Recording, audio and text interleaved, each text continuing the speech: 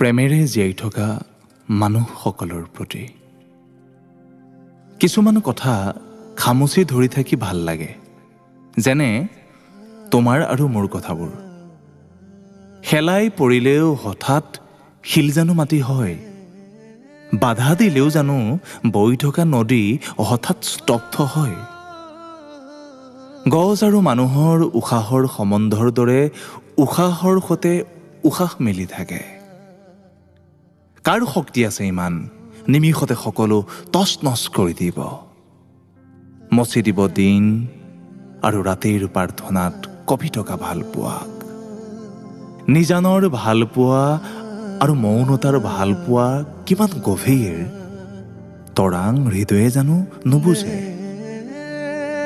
আচলতে কি জানা, প্ৰেমতেই ঈশ্বৰ থাকে।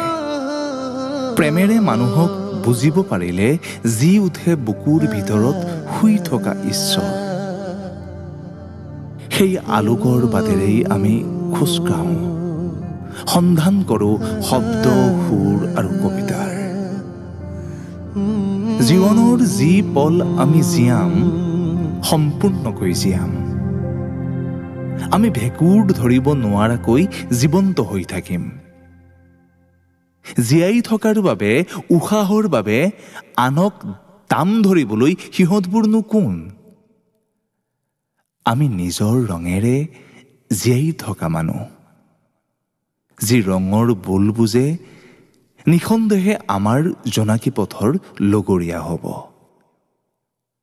আন্ধাৰক ওফৰাব পৰাকৈ, মৃত্যুক হাঁহি হাঁহি গ্ৰহণ কৰিব পৰা সকলেই সাহসী।